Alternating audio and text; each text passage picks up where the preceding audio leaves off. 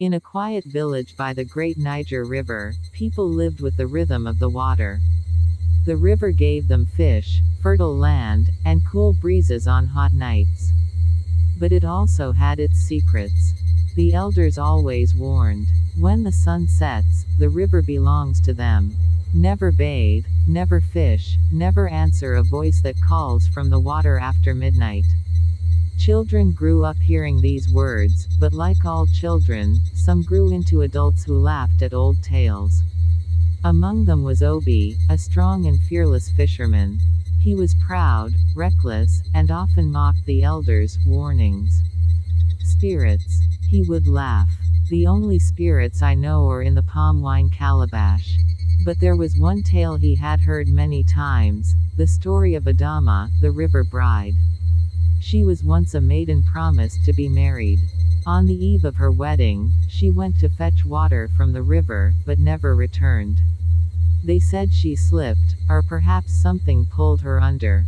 Her body was never found.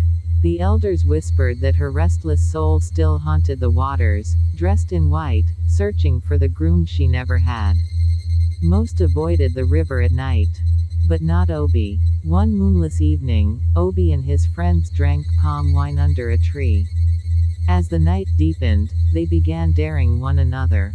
"I will tell you a story scarier than Adama's," one laughed. "I will wrestle a spirit if it dares to show its face," another bragged. But Obi lifted his calabash and declared, "Tonight, I will go to the river at midnight and prove that all these tales are lies." His friends tried to stop him, but Obi staggered away, torch in hand, pride guiding his steps. When he reached the riverbank, the air was strangely still.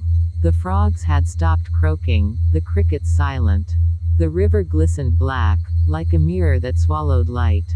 He bent down, splashed water on his face, and that's when he saw her. She stood waist deep in the river, her long hair floating like black smoke on the water. She wore a white gown, wet and clinging to her skin, glowing faintly in the darkness. Her face was pale, her eyes sorrowful yet captivating. "Obi," she whispered, though he had never told her his name. "I have waited for you. My husband." Obi's heart pounded, but not with fear. Her beauty was unreal, hypnotic.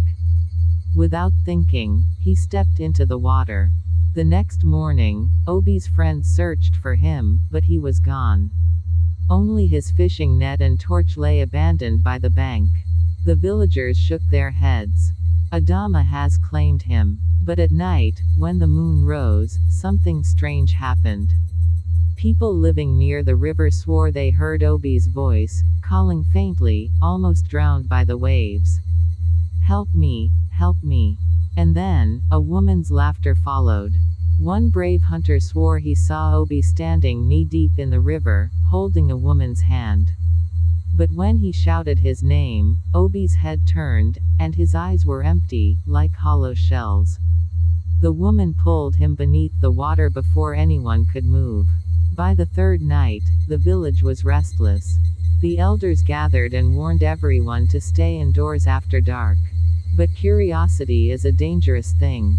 A young boy, no more than 12, crept to the riverbank that night, desperate to see if the stories were true.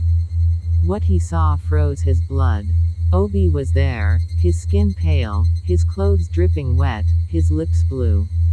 He stood at the edge of the water, calling softly. "Come, the water is cool, join us."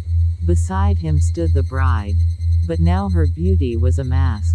Her face shifted like water, one moment lovely, the next moment skeletal, her mouth stretching too wide, teeth sharp like broken shells. Her gown was no longer white, it was red, dripping, as though woven from blood. The boy screamed and ran. The next morning, his hair had turned completely white. He never spoke again. From that day, the villagers knew the truth. Adama, the river bride, did not just want a husband, she wanted many. And once she claimed one soul, she could use him to lure others. Every year, around the time of her death, another man vanished near the river. Some disappeared silently, others were seen smiling as they walked willingly into the water, hand in hand with a woman no one else could see.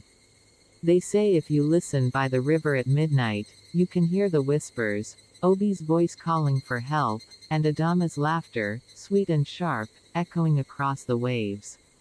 And the elders still warn. Do not go to the river at night.